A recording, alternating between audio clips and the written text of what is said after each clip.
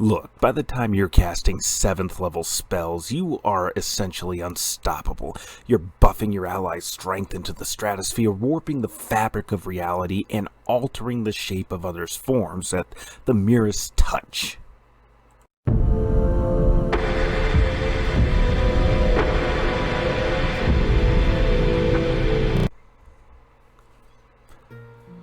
Hello everyone, and welcome back down here to the Gamer's Den with me, your host, Jordan, your master of lore and storyteller extraordinaire. And those of you new to the channel, you may have been thinking that I was exaggerating, but I assure you that I am not.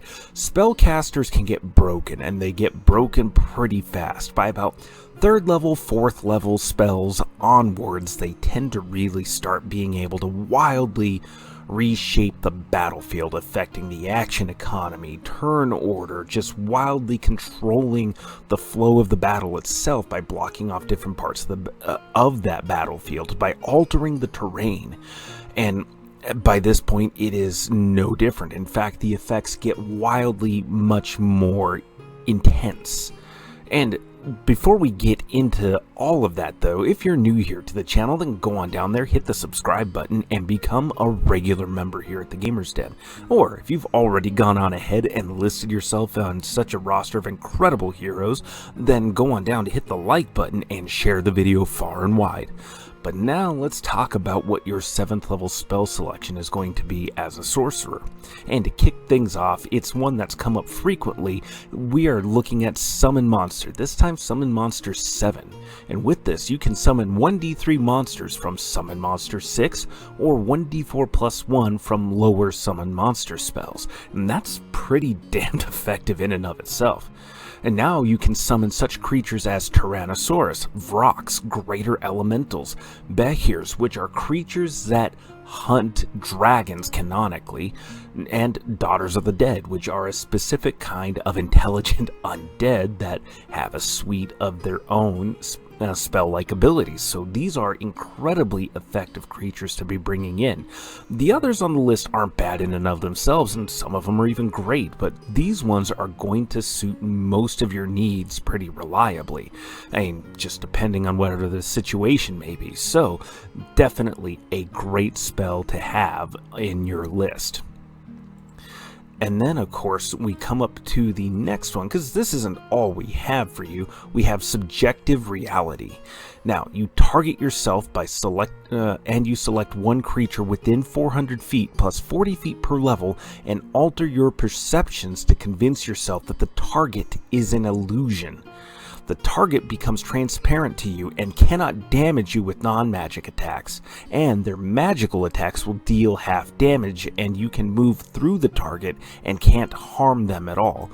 So on the one hand, no, you can't do much to this target, but neither can they do anything to mess with you, or at least they're incredibly limited in what they can do to you.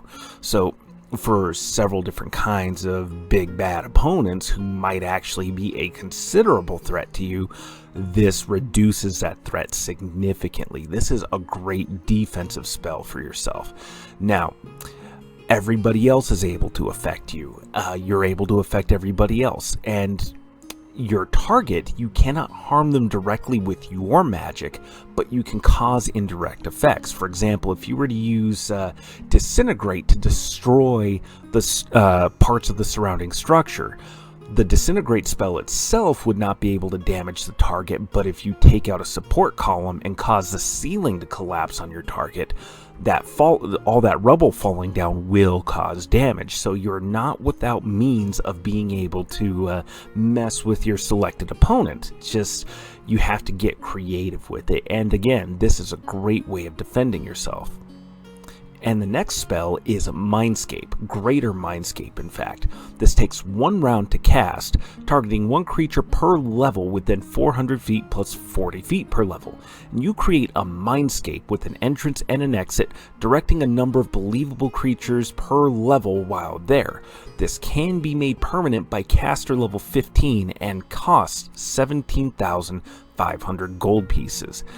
Now, I've read numerous other uses for this spell. I mean, could you use this for? You could use this for trapping opponents within a Mindscape. You can also bring your allies here as well. You can control the one magic property within the Mindscape in and of itself, so you can affect how magic flows and works here. You can essentially make this Mindscape your home away from home if you wanted to.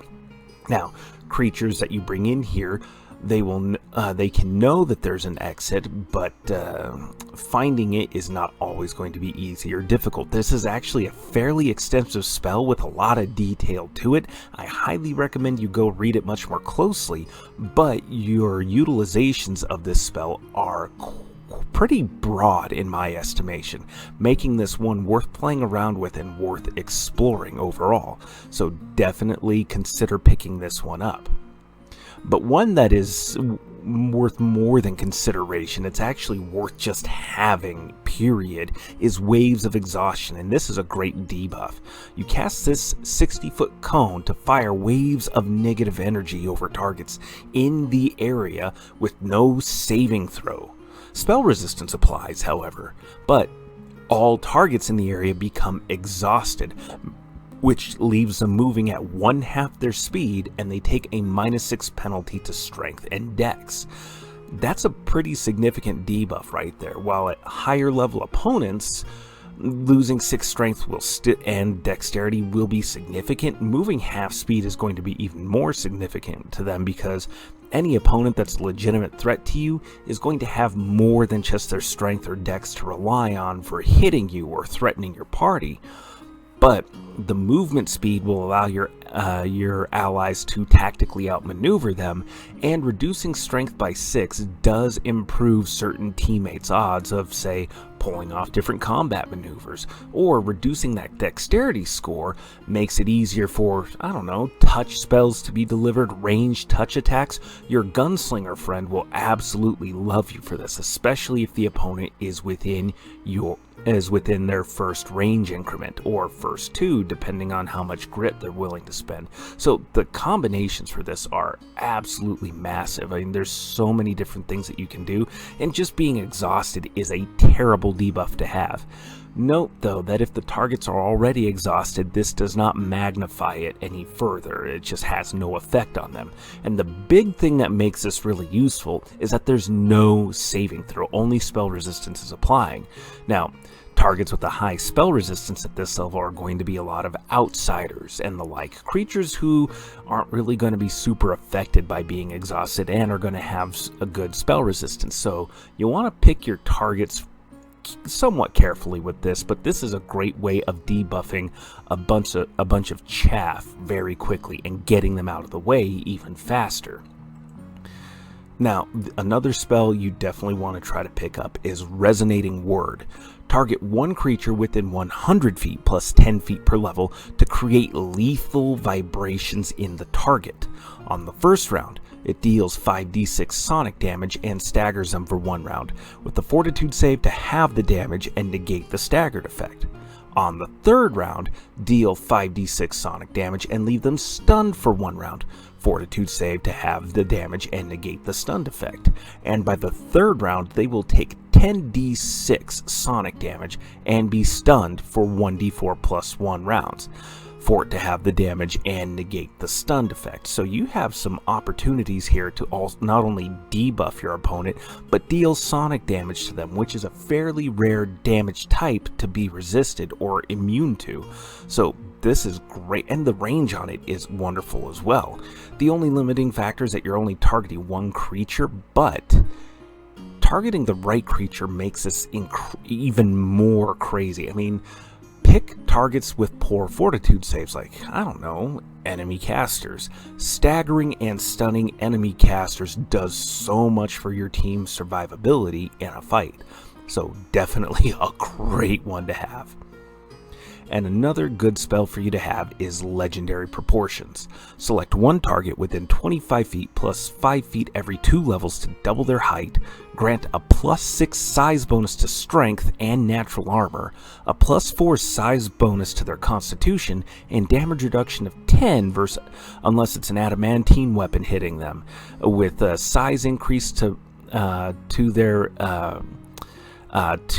for their equipment to match their new size, and this will last 1 minute per level. This will essentially replace a lot of your other buffing spells. I mean, really the only drawback to Legendary Proportions is that you're burning the 7th level spell slot to do it, but the benefits, I would say, in my own estimation, outweigh the cost significantly. Throw this down on your paladin, fighter, ranger, cavalier, barbarian, whoever. Throwing this down on the front lane fighter will make them an unstoppable juggernaut. Absolutely great. And another great buff to look at is Greater Polymorph. You touch a target to change their form for 1 minute per level. Animal, humanoid, elemental, dragon, and plant creatures are all possible. Treants? Slap it on the monk and make the legendary Treant monk come to life on the battlefield. Now, this spell essentially causes effects that precisely mimic many other spells, such as Form of the Dragon and blanking Alter Self. If you're picking a humanoid form to use Greater Polymorph for, it will work like the Alter Self spell. So again, a spell with a little bit more reading to it, but the utility is fantastic and it can be a great buff. I mean, if you're really in dire straits and you need that extra oomph for whatever reason that your magic just isn't bringing, turning yourself into a dragon certainly doesn't hurt all that much. So definitely a good spell to have. But what do you think? Go on down to the comments below and let me know your thoughts. Did you like today's video? Did you dislike it? What other spells might you consider adding or swapping out with this particular list? Let me know in the comments down below. Hit those like or dislike buttons, and remember, if you're new here to the channel, go on down there, hit the subscribe button, and become a regular member here. But with all that said, I've been your host, Jordan, your Master of Lore and Storyteller Extraordinaire. Thank you all so very much for your time, and you all have yourselves a good night.